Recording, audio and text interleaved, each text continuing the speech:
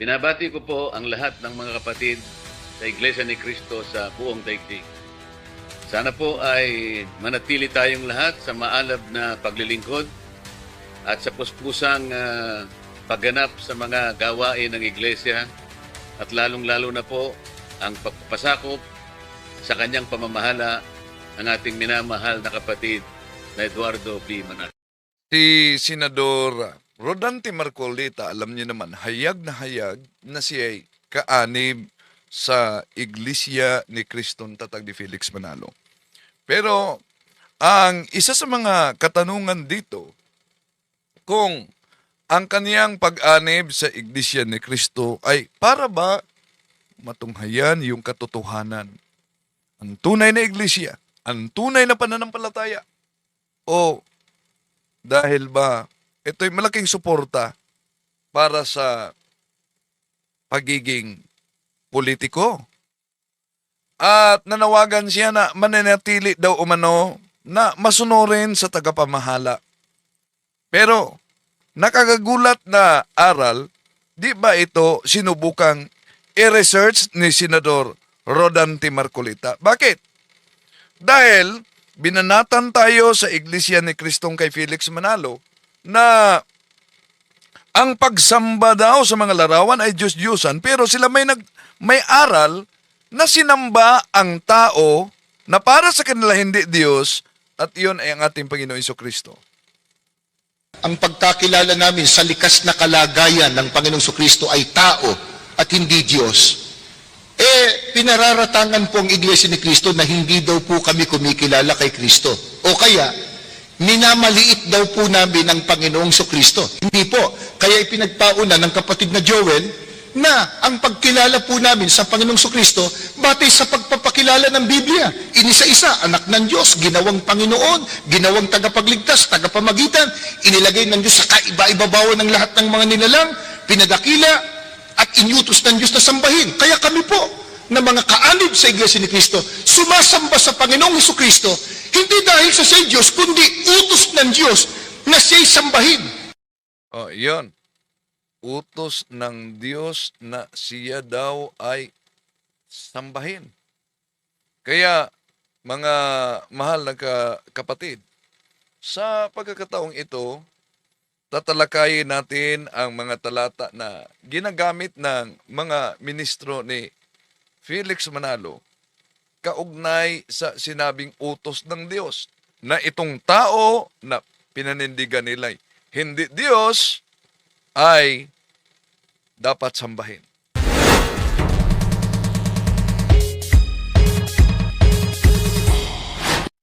Welcome.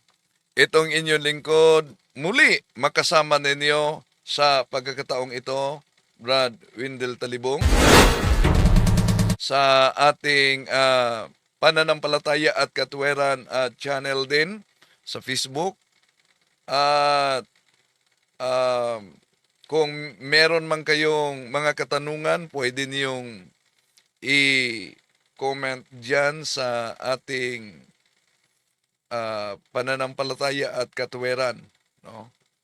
I-comment ninyo.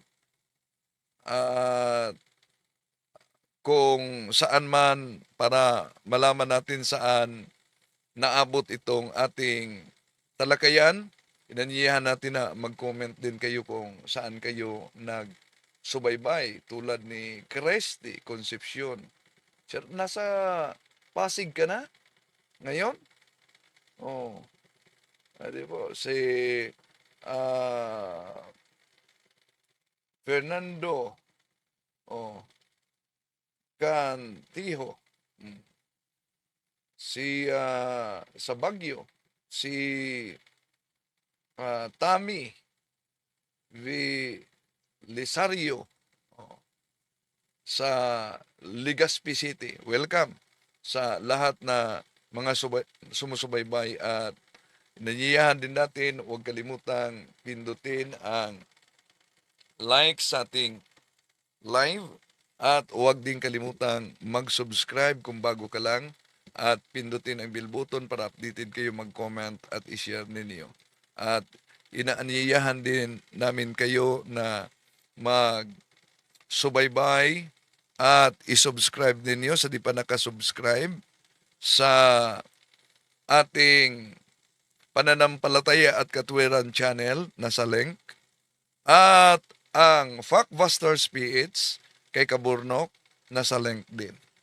So, sa pagkakataong ito mga mahal na kapatid, tatalakayin natin itong nakakagulat na aral sa INC. Pero mga talata na pinagbatayan nila sa kanilang aral na natanggap mula pa kay Felix Manalo noong naitatag sila sa 1914. At di basta-basta lang ito dahil kung sisilipin natin ang kasaysayan, ito'y panibagong paglitaw sa tinatawag na Arianism heresy.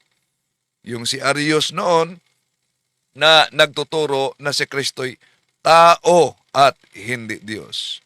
Ano po ba ang mga talata at isa-isahin natin mga kapatid? Sa kanilang panindigan at aral na si Kristo'y tao at hindi Diyos. Pero bakit sinamba nila? Ito, pakinggan natin ang ministro kasama si Mr. Arnel Tumanan. Isang tanong pa kapatid na Arnel, paano ninyo patutunayan na si Kristo ay tao at hindi kapantay ng Diyos? Ang nagtanong po si Leonardo Ruco ng Una, wala tayong tutol na si Panginoong Hesukristo ay tao. Pero tutol tayo sa sinabing hindi kapantay ng Diyos. Dahil ang ating Panginoong Hesukristo ay dual nature. Pero both human and divine. Tunay na Diyos at tunay na tao. Kahit sa mga Biblia na version na ginagamit ng mga ministro dito, ipakita natin mga kapatid, na malinaw na iniiwasan nila ang naturang talata. Ano ang batayan? Unang batayan na ang ating Panginoong Jesucristo hindi kapantay ng Diyos, siya ay tao, therefore, ang konklusyon nila, ang ating Panginoong Jesucristo ay hindi Diyos. Main Street, Batasan Hills, Quezon City.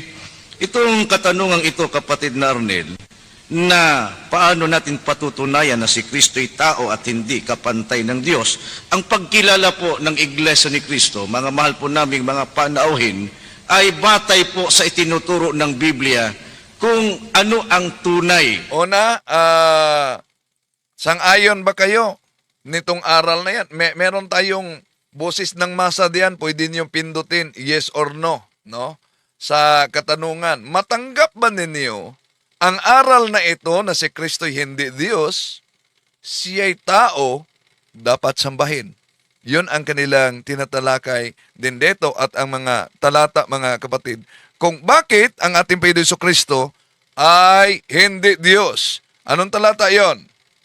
Nakalagayan ng ating Panginoong Hesukristo. At ang ating Panginoong Hesukristo ayon po sa itinuturo ng Biblia, Una, ang ginagamit nila mga kapatid, itinuturo daw ng Biblia. Pero alam niyo ba, yung nakasulat sa Biblia at ang itinuturo nila, iba. Dahil ang itinuturo nila ay interpretasyon sa anuman ang nakasulat sa Biblia, yung ibang bahagi sa Biblia ay iniiwasan nila. Kahit pa mga iba't ibang sali na Biblia, dahil alam naman natin na ang kanilang doktrina, bawat doktrina may kapantay na sali ng Biblia. Pero, dito pakita natin na meron talaga silang iniiwasan. Halimbawa, siya po ay anak ng Diyos. wala tayong tutol na siya ay anak ng Diyos. Anong talata? Mababasa po natin yan sa Mateo 3:17. Siya ay anak ng Diyos, mababasa sa San Mateo Kapitulo 3, versikulo 17, wala tayong tutol diyan mga kapatid. Pero tutol tayo sa mga nakasulat sa kanilang pasugo at kahit sa kanilang telebisyon na sa programa na dahil si Kristo'y anak ng Diyos na mabasa sa Mateo Kapitulo 3:17, therefore, walang mabasa umano sa Biblia na siya ay Diyos anak. Sa matagal na panahon, iyon ang panindigan at aral ng INC. Dahil mabasa sa Mateo Kapitulo 3:17, anak ng Diyos, wala tayong tutol diyan. Pero tutol tayo sa aral at interpretasyon ng INC na ang ating Panginoon Jesucristo hindi daw Diyos anak.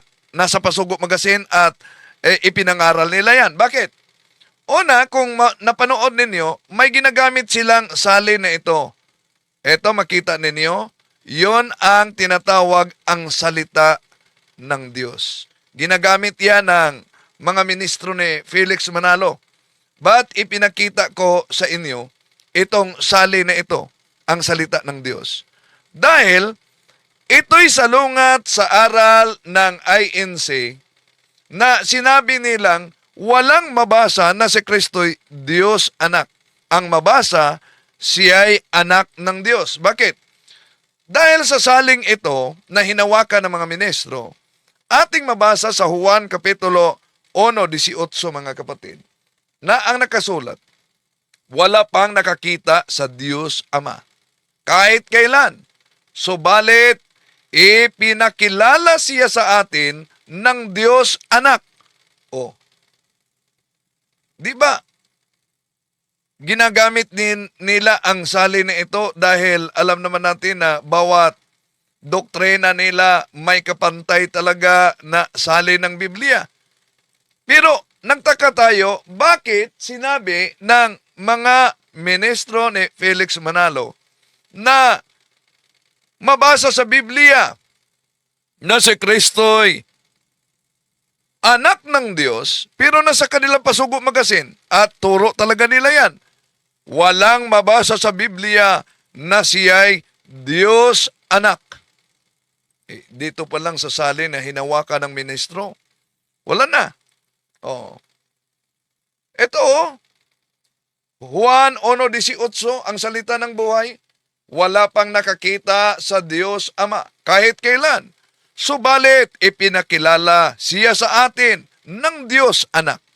Oh, akala ko ba, nag-research sila sa hawak nila na Bible, na discovery ba talaga nila yan na iyon ang nakasulat sa naturang Biblia mga kapatid? O sadya lang iniwasan nila? Ano pa ang dahilan na para sa kanila si Kristo, tao, therefore hindi Diyos at hindi kapantay ng Ama? Si Kristo po ay ginawang Panginoon. Oh, yan. Ang gumawa sa Kanya, ang Diyos. Mababasa po natin yan sa Gawa 2:36. Oh, yan. Kahit mga balik Islam, ito din ang kanilang argumento na dapat alam ninyo mga kapatid. No? Na si Kristo hindi Diyos. Bakit? Dahil siya'y ginawang Panginoon na mabasa natin. Ginawa siyang Panginoon sa Diyos Ama. Gawa Kapitulo 2, versikulo 36. Ito ang palaging ginagamit, hindi lang sa INC mga kapatid, sa Jehovah, at lalo na sa mga balik Islam. At palagi din ginagamit ito dahil ang INC di nila matanggap na ang ating Panginoon Jesucristo ay tunay na Diyos at tunay na tao. Kaya, yang Gawa Kapitulo 2, versikulo 36, isa sa mga ginagamit ng Iglesia ni Kristong Tatag ni Felix Manalo para kontrahen nila at pabulaanan nila ang pagiging Diyos ng ating Panginoong Hesus.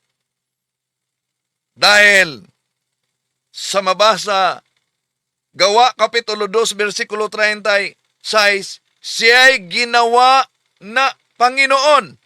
Kaya dahil po ba mabasa natin na ginawang Panginoon mga kapatid, ibig ba sabihin siya'y hindi na Diyos? Mali po yan.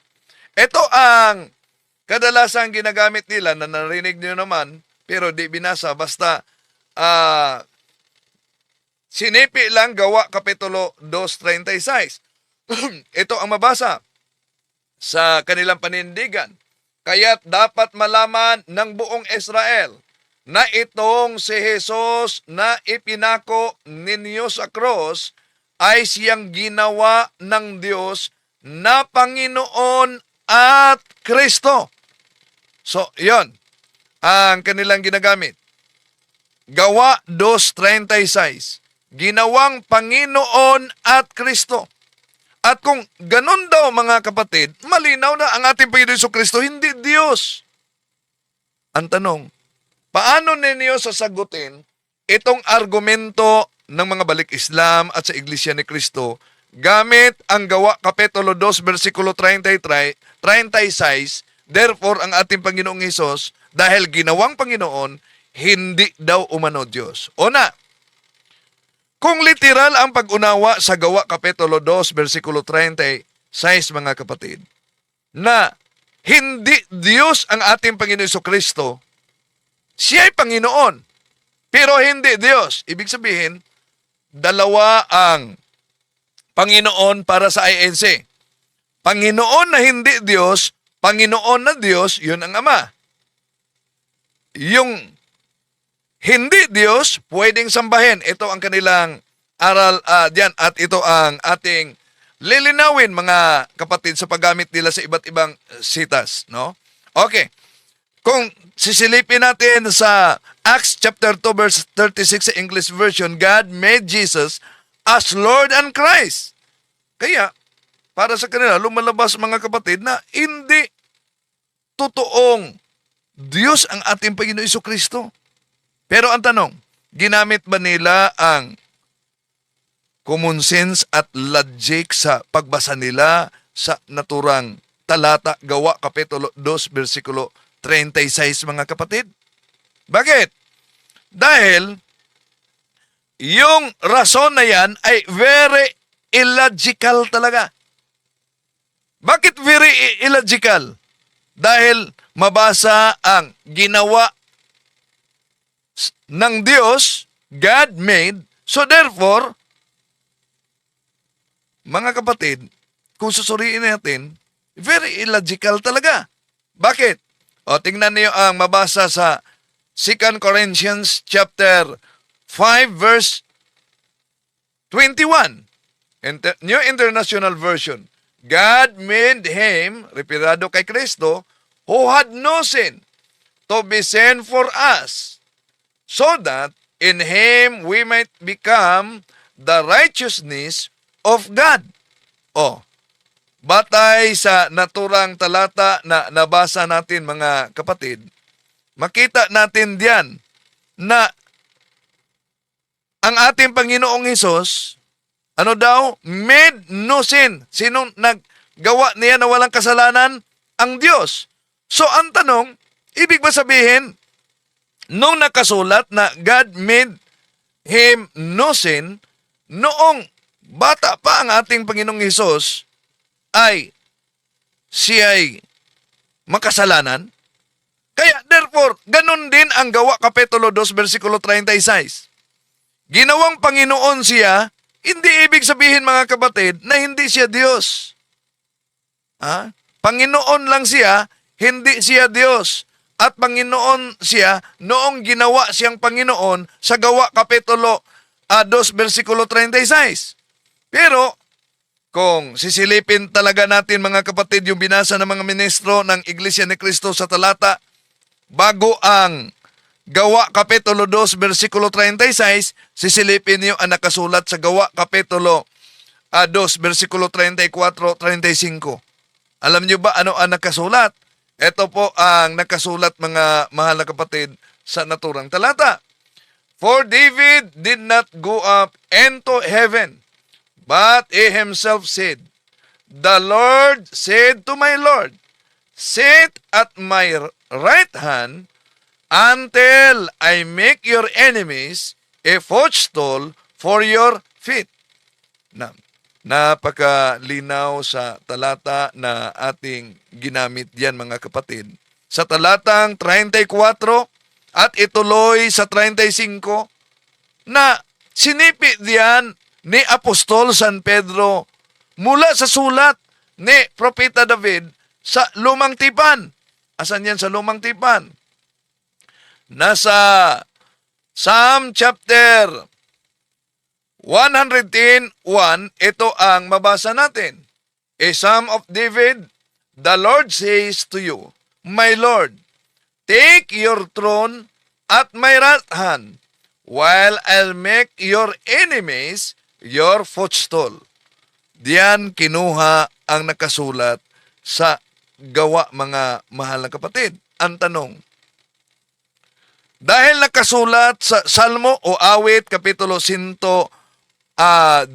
versikulo 1, yung sinipi ni San Pedro sa binasa natin na Gawa Kapitulo 2, versikulo 34-35, mga mahal na kapatid. Ang Panginoon ay nagsalita sa isa pang Panginoon. Napansin niyo ba? Sa Awit Kapitulo 10:10, ang Panginoon nagsalita sa isang Panginoon. Habang nakaupo sa tabi, yung isa pang Panginoon. Oh, ito'y tumutukoy sa persona ng Ama at persona ng Anak. Ang isang Panginoon diyan, walang iba, kundi yung pre-existed na noon pa man ang ating Panginoon Jesucristo. Dahil siya yung uupo sa trono bandang kanang kamay. Kung tingnan natin ang mabasa sa Colossians chapter 3 verse 1, ito po ang ating mabasa. If Christ you were raised with Christ, if then you were raised with Christ, seek what is above, where Christ is seated at the right hand of God.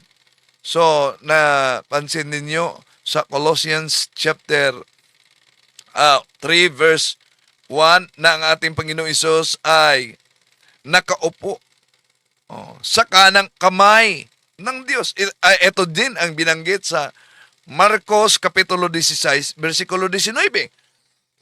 Kaya, wala pang taong Kristo. Hindi pa ipinanganak. Noon pa lang sa Old Testament, hindi pa ipinanganak ang ating Panginoon Jesucristo. Pero tinatawag na siyang Panginoon ng isa pang Panginoon na mabasa natin sa awit, mga kapatid.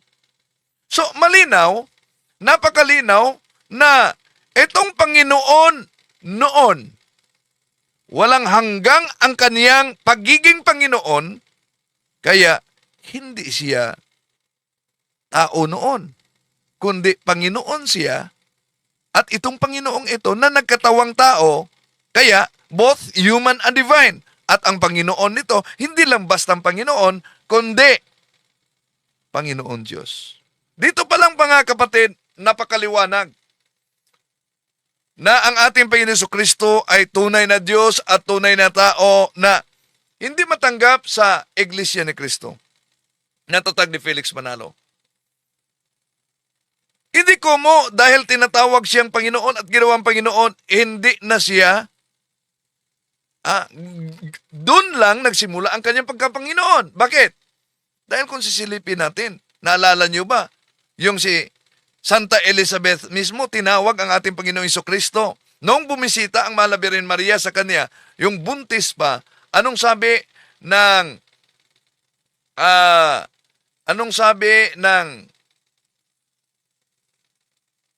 Santa Elizabeth? Tingnan natin. Gagamitin natin ang New American Bible sa Luke chapter 1 verse 43. Ito po ang mabasa, mga kapatid. No? Pansinin niyo. Luke chapter 1 verse 43. And how does this happen to me, that the mother of my Lord should come to me? So, dito pa lang, nasa loob pa lang siya sa sinapupunan, malayo pa yung mga panahon ng resurrection ng ating Panginoon Jesucristo na ang interpretasyon nila sa Gawa Kapitulo 2, versikulo 36 na ginawa siyang Panginoon. Ang ating Panginoong Hesus, doon pa lang sa sinapupunan ng Mahal na Birhen Maria, siya ay tinatawag na Panginoon. Kaya, hindi pang tao ang pagiging Panginoon ng ating Panginoong Jesucristo, kundi siya'y tunay na Diyos. Sabihin nila, ilan na ba ang Diyos ninyo? Iisang Diyos sa tatlong magkaibang persona na yun ay tinatalakay natin kaugnay sa Trinity. So, sanggol pa lang ang ating Panginoon Jesucristo, alam niyo, tinatawag na siya ng Panginoon. Asan mabasa? Lucas Kapitulo 2, versikulo 11, ito ang mabasa natin mga kapatid.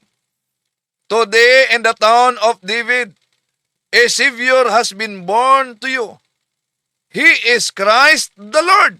Oh, ano daw? Tinawag na siyang Panginoon. Sanggol pa lamang.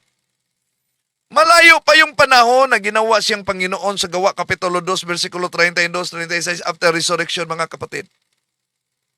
Dahil ang Gawa Kapitulo 2, versikulo 36, isinulat ito matapos muling nabuhay ang ating Panginoong Hesus. Pero, tinatawag na siyang Panginoon. At, iba pang batayan. Sa Lucas Kapitulo 2, versikulo 12, ito ang mabasa natin mga kapatid. Luke chapter 4, verse 12, Jesus answered, it says, do not put the Lord your God to the test.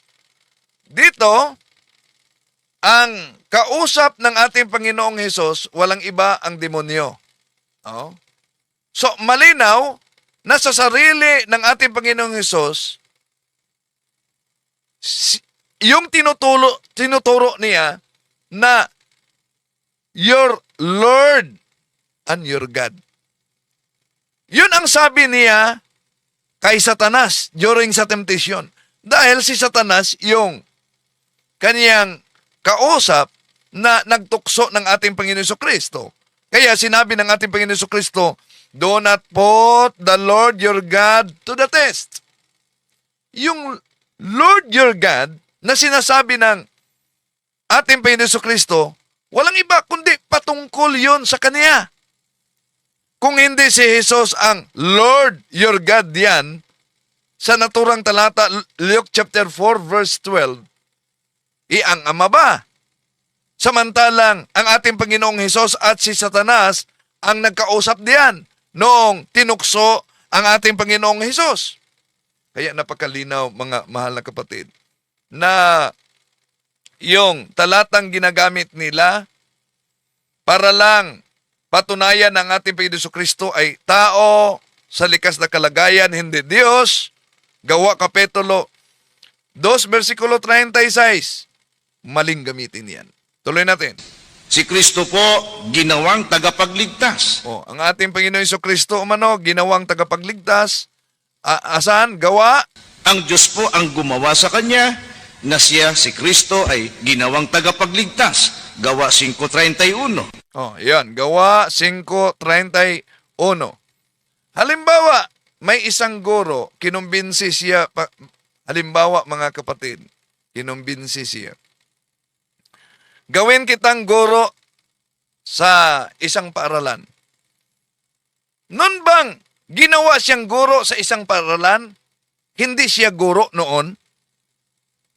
Yung ginamit nila na San Juan 5, Gawa Kapitulo 5:31, yun ba ang matibay na batayan para tutulan ng ating Panginoon Jesucristo ay Diyos? Yung sinabing, ginawa siya ng Diyos na tagapagligtas? So therefore, ibig ba sabihin hindi na siya Diyos? O na. Tandaan natin mga kapatid na ang ating Panginoon Jesucristo ay tunay na Diyos at tunay na tao. Yon ang tinatawag sa doktrina ng Simbahang Katoliko, hypostatic union. The union of the human and divine nature in one divine person of Jesus Christ. Kaya, yung sinisipi nila na gawa ng mga Apostoles, Kapitulo 5, versikulo 31, mga kapatid, nagpahayag na ang Diyos Ama ay itinaas niya ang kalikasang pagkatao ng ating Panginoon Jesucristo sa posisyon na pinakamataas na otoridad at isinakatuparan ang kaniyang misyon sa pagligtas. At hindi ito nangangahulugan na dahil siya ginawang tagapagligtas, hindi na siya Diyos sa likas na kalagayan. Bakit? Una, kung tingnan natin ang Matthew chapter 1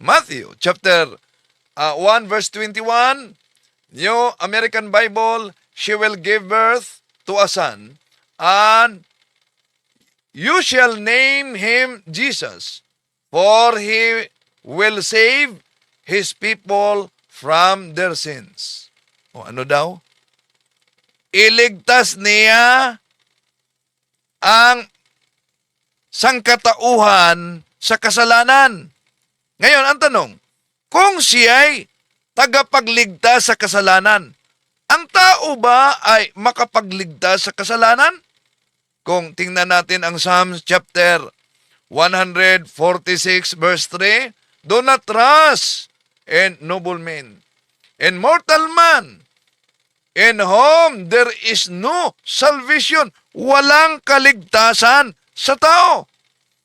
Pero kung si Kristo'y tao sa likas na kalagayan, bakit siya ang tagapagligtas sa buong sangkatauhan? Kaya nga kung sisilipin natin ang 1 Timothy chapter 4 verse 12, verse 10, for it is for this we labor and strive, because we have set our hope on the living God, who is the Savior of all mankind, especially of believers. Sino daw tagapagligtas? Diyos. Oo. So, dahil ba mabasa na siya'y ginawang tagapagligtas, hindi na siya Diyos? Walang mabasa diyan. Okay, tuloy natin. Ang ating Panginoong Jesucristo ay ginawang isang tagapamagitan sa tao at saka sa Diyos. Sa unang Timoteo 2:5.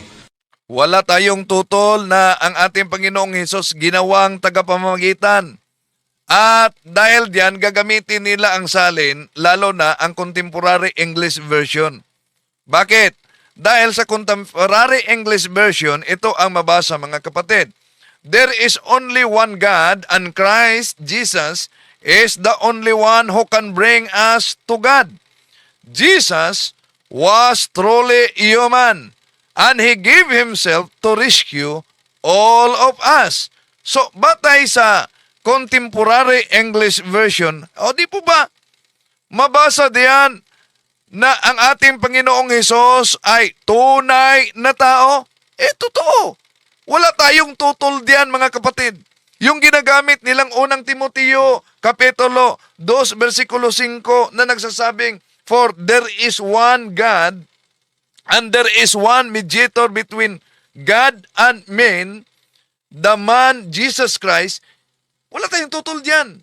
Ito'y hindi nangangahulugan na hindi na Diyos ang ating Panginoong Hesus sa likas na kalagayan. Ang di lang nila matanggap na ang ating Panginoong Jesucristo, both human and divine. Siya ay tunay na Diyos, siya ay tunay na tao.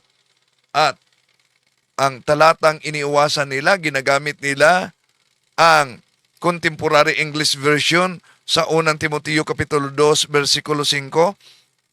Bakit di nila basahin ang Contemporary English Version sa Philippians chapter 2, verse 6? Ba't iniiwasan nila? Dahil ito ang mabasa, Christ was truly God, but He did not try to remain equal with God. See? Christ is a truly God. Oh. Ang tanong, ba't iniiwasan niyan? Di ba ginagamit nila niyan na talata? At hindi lang yung mga kapatid. Meron pang ginagamit nilang talata para pagtibayin ang kanilang aral na ang ating Panginoong Jesucristo ay tao, hindi Diyos. At ang ating Panginoong Jesucristo inilagay sa ibabaw ng lahat ng nilalang. Ang Diyos pong naglagay sa Kanya, ang tunay na Diyos. Efeso 1:20 hanggang 22. Oh, yan. Episo Kapitulo 1, versikulo 20-22. Siya'y inilagay sa ibabaw ng lahat ng mga nilalang. Lahat ng mga nilalang. So dahil po ba sa Episo Kapitulo 1, versikulo 20-22, mga kapatid, na inilagay siya sa ibabaw ng lahat ng mga nilalang, ang ating Panginoon Kristo ba ay hindi na Diyos? Mali. Ang Episo Kapitulo 1, versikulo 2 hanggang 22, binibigyang diin ang supreme authority sa lahat ng mga nilikha at lalo na sa kanyang simbahan dahil siya ang ulo sa kanyang simbahan na siya ang katawan. Ang simbahan ang katawan. Di ba? Oh. Kaya kung tatanggapin ninyo si Kristo na siya ang ulo, ngunit ang tunay na simbahan ay iniwanan ninyo, parang ulo ra ang tinanggap ninyo, walang katawan, ano yan? Pugot. Oh, walang ulo. So kung pugot, walang ulo, anong resulta? Di po ba manananggal na? Silipin muna natin. Efeso Kapitulo 3, versikulo 19. Ito ang mabasa natin. At naway, maunawaan ninyo ang pag-ibig ni Kristo na hindi kayang abutin ng pag-iisip. At sa gayoy, mapuspos kayo ng buong katangian ng Diyos. Ano daw? Ang pag-ibig ng ating Panginoong Hesus ay hindi kayang abutin ng pag-iisip. Kaya, mapuspos tayo sa buong katangian ng Diyos. Ang tanong, tao rang ba sa likas na kalagayan ang ating Panginoong Hesus? Kung sa kanyang pag-ibig hindi kayang abutin sa pag-iisip ng tao? Okay. Now, balikan natin mga kapatid. Ang ating Panginoong Jesucristo sa Pilipos, meron pa silang ginagamit diyan, no? Pangkinggan natin ang ministro ni Manalo. At ang ating Panginoon Jesucristo pinadakila ng tunay na Diyos at ang Diyos mismo ang may utos na si Kristo ay dapat ding sambahin. Oh, yan.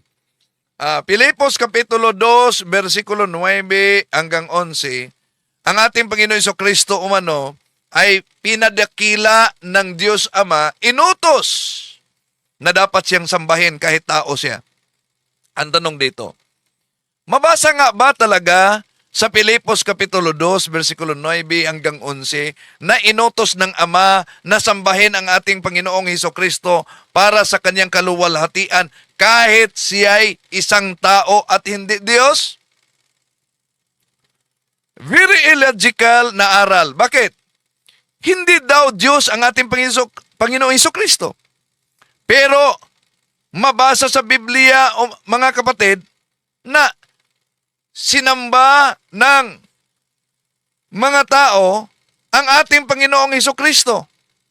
Tandaan natin, mula pa noon, bawal sa Diyos ang pagsamba sa hindi tunay na Diyos. Pero alam nyo ba mga kapatid, ang kanilang palusot dito ay inutos daw ng Ama na ang ating Panginoon Jesucristo ay sambahin para sa kanyang kaluwalhatian kahit siya'y isang tao at hindi Diyos. Isa lang ito na palusot nila. Wala pong kwenta ang ganitong maling pag-unawa mga kapatid at pagmamatuwid nila dahil wala sa katuwiran. Bakit? Dahil kung tingnan natin ang una, yung ginagamit nila na talata dahil inutos daw ng Ama na sambahin ang anak na tao, hindi Diyos. Sisilipin natin. Una, dito sa mga taga-Pilipos, Kapitulo 2, versikulo 9, tuloy sa 11, at dahil dito siya'y lubusang itinaas ng Diyos at ibinigay sa Kanya ang pangalang higit sa lahat ng pangalan. Sa gayon, na pangalan ni Jesus ay luluhod at magpupuri ang lahat ng nasa langit, nasa lupa, at nasa ilalim ng lupa. at para sa ikalululwalhati ng Diyos Ama. Ang lahat ay magpapahayag na si Hesukristo ang Panginoon. Yan. At ano ang kanilang sabi diyan? Isa-isa lang po ni kapatid na Joel yon, dahil po sa yung iba po na nakabalita ang pagkakilala namin sa likas na kalagayan ng Panginoong Kristo ay tao at hindi Diyos. Pinararatangan po ang Iglesia ni Kristo na hindi daw po kami kumikilala kay Kristo. O kaya, minamaliit daw po namin ang Panginoong Kristo. Hindi po. Kaya ipinagpauna ng kapatid na Joel na ang pagkilala po namin sa Panginoong Kristo batay sa pagpapakilala ng Biblia. Inisa-isa, anak ng Diyos, ginawang Panginoon, ginawang tagapagligtas, tagapamagitan, inilagay ng Diyos sa kaiba-ibabawan ng lahat ng mga nilalang, pinadakila at inyutos ng Diyos na sambahin. Kaya kami po, na mga kaanib sa Iglesia ni Kristo, sumasamba sa Panginoong Kristo, hindi dahil sa siya Diyos, kundi utos ng Diyos. Oh, yan. Sinamba nila ang ating Panginoong Jesucristo hindi dahil na siya ay Diyos, dahil utos ng Diyos. Sisilipin muna natin yung isa pang talata sa Biblia. Isang version sa Biblia na gagamitin ng mga ministro. Ito po, mga mahal na kapatid, na mabasa natin sa mga taga-Pilipos Kapitulo 2, versikulo 9 hanggang 11. Kaya siya naman ay pinadakila ng Diyos at siya ay binigyan ng pangalang lalo sa lahat ng pangalan upang sa pangalan ni Jesus ay iluhod ang lahat ng tuhod ng nangasa langit at ng nangasa ibabaw ng lupa at ng nangasa ilalim ng lupa, at upang ipahayag ang lahat ng mga dila na si Hesukristo ay Panginoon at ikalululhati ng Diyos Ama. Yan. Ang tanong dito, asan ba ang sinabi nilang ang ating Panginoong Hesus ipasamba sa kalagayang tao at hindi Diyos para sa kaluwalhatian ng Ama? Wala po tayong mabasa diyan, mga kapatid. Wala tayong mabasa na ang ating Panginoong Hesus ay ipasamba bilang tao, hindi Diyos, para sa kaluwalhatian ng Ama. So, malinaw na batay sa talata na mabasa natin, ipasamba talaga ang ating Panginoon Jesucristo.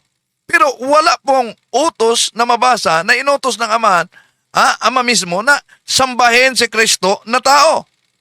Katunayan, bawal sa Biblia, mga kapatid, bawal sa Biblia na ang hindi Diyos ay sambahin. Ginagamit nila ito sa tuligsa sa simbahan Katoliko dahil mabasa sa Pahayag, Kapitulo 22, 8, 10, ano yon? Ito, mga mahal na kapatid, ang mabasa. Akong si Juan ang nakarinig at nakakita sa lahat ng ito. Matapos kong narinig at nakita ang lahat, ako'y nagpatira pa sa paanan ng anghel na nagpakita sa akin ng mga ito upang siya'y sambahin. Ngunit sinabi niya, huwag mong gawin iyan. Ako may aliping tulad mo at tulad din ang iyong mga kapatid na propeta at ng lahat ng mga sumusunod sa mga salita sa aklat na ito. Ang Diyos ang sasambahin mo. Kasi, napaka-linaw sa Biblia, mga kapatid, ang Diyos ang sasambahin. Kaya, mismong ang ating Panginoong Hesus, sinabi niya, ang dapat sambahin, Diyos, di po ba? Asan yan mabasa? Ito sa Mateo Kapitulo 4, versikulo 10, kaya sumagot si Jesus, lumayas ka, Satanas, sapagkat nakasulat, ang Panginoon mong Diyos ang dapat mong sasambahin at siya lamang ang dapat mong paglilingkuran. Panginoon mong Diyos. Meron bang mabasa sa Bibliang Panginoon mong hindi Diyos? Dahil para sa kanila si Kristo'y hindi Diyos. Panginoon siya, pero hindi Diyos. Tanong, marunong pa ba sila sa ating Panginoon Jesucristo na nagtatag sa tunay na iglesia, mga kapatid? So, kung sisilipin natin, walang mabasa sa Biblia na ipinag-utos ng Diyos Ama na sambahin ang taong si Jesus na hindi Diyos para sa kanyang kaluwalhatian. Pilipos Kapitulo 2, versikulo 9 hanggang 11. Pero, kung tingnan natin ang Biblia, mga kapatid, bakit ang ating Panginoong Hesus ay sinamba? Para sa kaluwalhatian ng Ama. Dahil ang ating Panginoong Jesucristo, maliban na siya ay tunay na tao, dalawang kalikasan niya, siya ay tunay na Diyos. At kung babasahin natin ang talata, lalo na sa Philippians chapter 2, verse 6, eto mabasa natin, mga kapatid. Christ was truly God, but He did not try to remain equal with God. So, akala ko ba ang aral nila ay dapat nakabatay sa Biblia? Oh, di ba napakalinaw, mga kapatid, Christ was truly God, but He did not try to remain equal with God. Napakalinaw yan. Kaya nagtaka tayo, bakit nanatili ang Iglesia ni Manalo, na tatag ni Felix Manalo, Iglesia ni Cristo, na ang ating Panginoon Jesucristo ay hindi Diyos? Si Kristo sa likas na kalagayan, nabasa natin. Siya ay nasa aniyong tunay na Diyos. Pero, hindi niya, siya mismo ay nagpakumbaba at nag-anyong alipin at nakitulad sa tao. Napakalinaw, Juan Kapitulo 14, 1, versikulo 14, mga kapatid. Kaya, siya'y nanatili sa buong kapuspusan. Kahit ba nagkatawang tao ang ating Panginoon Jesucristo, yung salita ng Diyos, Juan Kapitulo 1, versikulo 1, ang verbo, Juan Kapitulo 1, versikulo 14, nagkatawang tao, yung salita ng Diyos. Pero kahit na siya ay nagkatawang tao, nanatili ang buong kapuspusan sa pagka-Diyos. Ang likas na kalagayan ng ating Panginoon Jesucristo sa pagka-Diyos na di matanggap ng mga kapatid natin na INC. Ito mabasa natin sa mga taga-Kolosas Kapitulo 1, versikulo 19. Sapagkat minarapat ng Diyos na ang buo niyang kalikasan ay mananatili sa anak.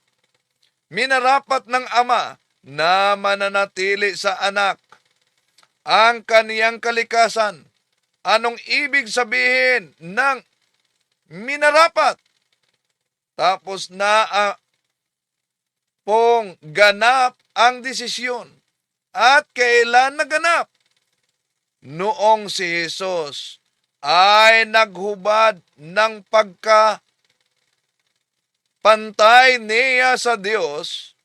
So, ang mabasa natin, mga kapatid, naghubad sa pagiging kapantay ng Diyos. Now, batay sa mabasa natin, ang ating bang Panginoong Jesucristo'y tao lang sa likas na kalagayan? O ang ating bang nabasa na patunayan, siya ba'y tunay na Diyos at tunay na tao? Kaya ang tanong, kung letra por letra ang gusto nilang mabasa, di ba ginamit nila iba't ibang version? At itong version na ito ginamit nila, na ano daw? Eto.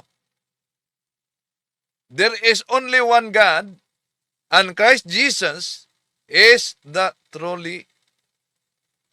only one who can bring us to God. Jesus was truly human. Pero, anong iniiwasan nila dito? Ito, humina yata ang signal natin ngayon. Ito mga kapatid. Christ was truly God, but He did not try to remain equal with God. Purihin ang Diyos.